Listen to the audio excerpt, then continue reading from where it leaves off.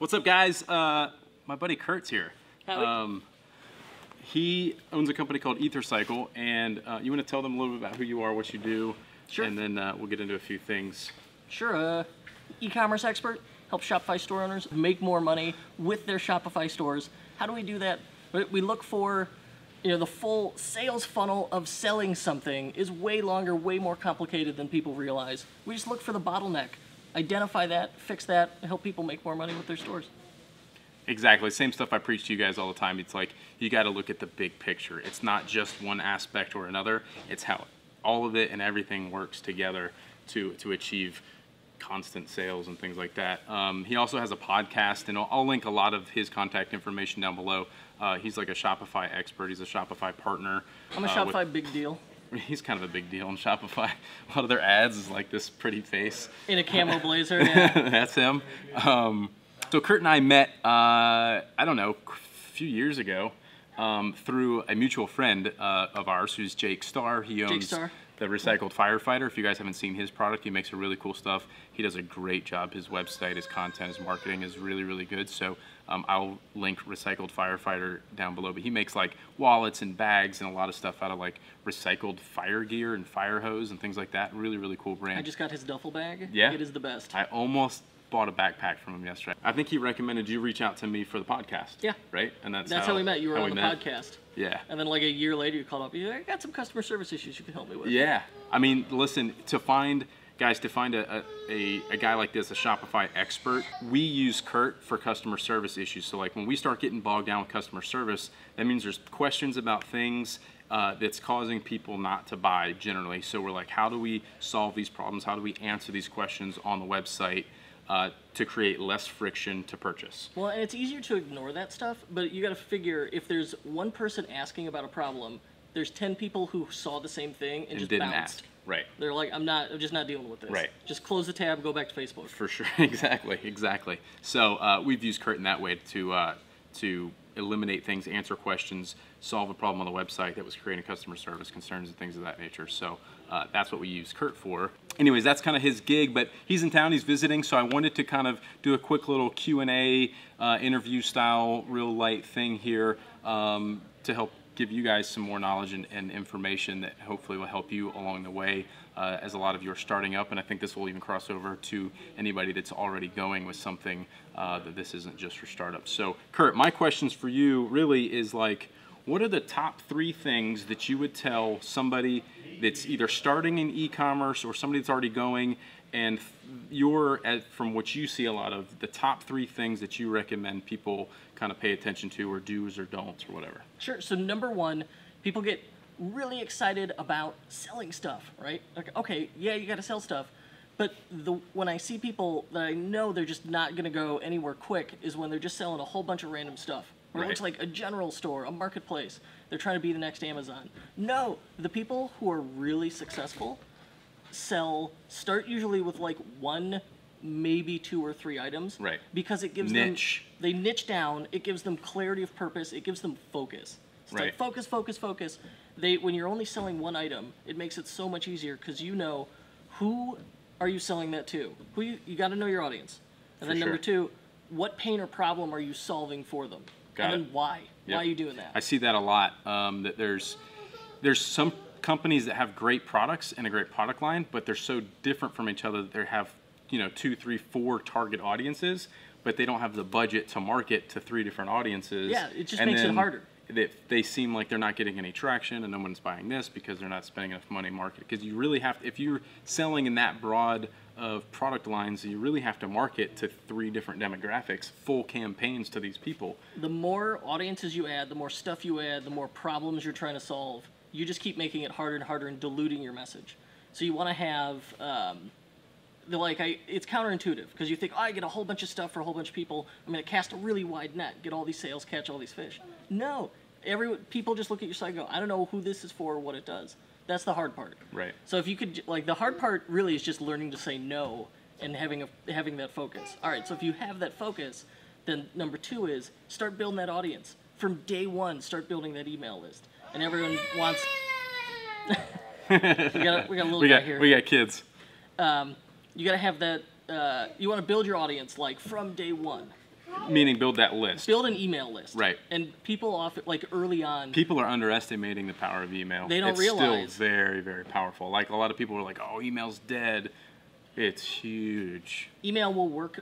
Everyone has email. Everyone has email on all their devices. How many times a day do you check your email? Well, that's just an opportunity. If you're building an email list, sending out messages, whether it's a newsletter or like automated messages, like lifecycle email marketing, right. You're going to be keeping your brand top of mind on right. their phone, just increasing touch points. So it's like, all right, I visit Tactical Baby Gear one time because I saw a Facebook post. I go, that's cool. But I didn't buy anything. Right. I'm not going to buy in the first go. But maybe there's when I go to leave, pop-up shows up. So like an app like Privy or just, pops up. It goes, hey, save 10%. I go, I don't want to miss out on that. I might buy this bag. So I put in my email. Now I'm getting your newsletter every week. And I'm getting abandoned cart emails, stuff like that. So I've got all these touch points. We went from just a Facebook ad, just visiting your website, to now getting like 5-6 emails. All of a sudden, I have had 10 touch points with Tactical Baby Gear. Right. And then I go, okay, the primitive part of my brain goes, well, I haven't been bit by the snake yet. Maybe it's not dangerous. Like, that's how you build trust with people. Right. Is through these engagements. Right. And then you can engagements, jump in. the impressions, the touch points, however you want to word it. I mean, yeah.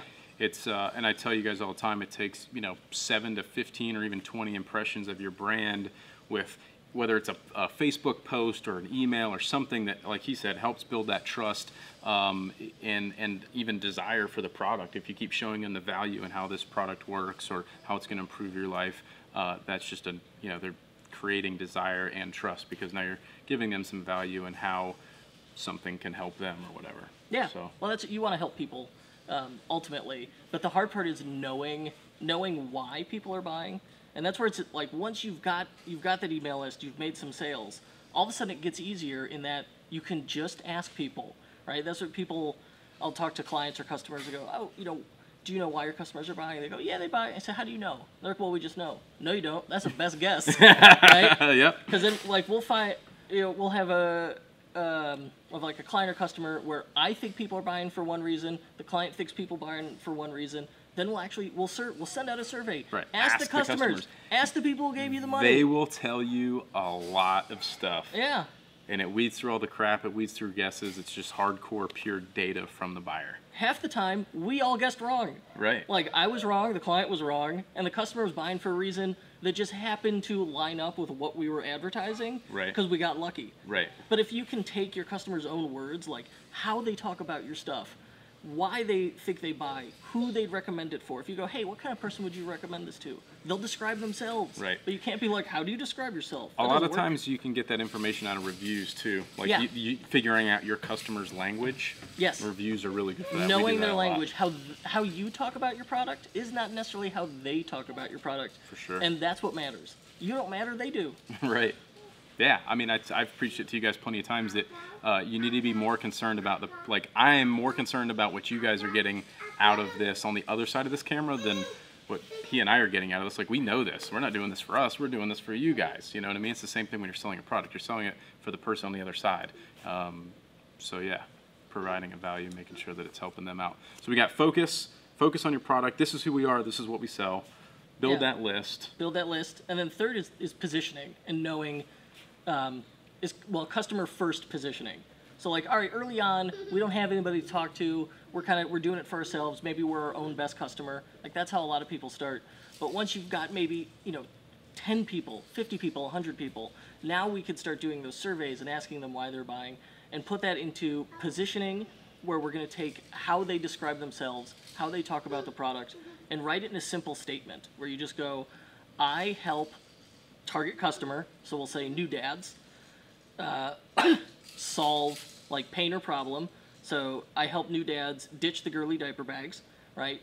And unlike my competitors, my products have a 10-year guarantee, whatever it may be. So a competitive advantage, right? And that's where, like, you can write that from day one and it's helpful, but knowing later what the customer gets out of it and then reworking it, right, that then becomes the cornerstone of all your marketing. It is like, unless you have that positioning statement, you end up, even if you're trying not to, you end up with this like shotgun approach of all these different messages. Right. Totally. Cool, man. Anything else?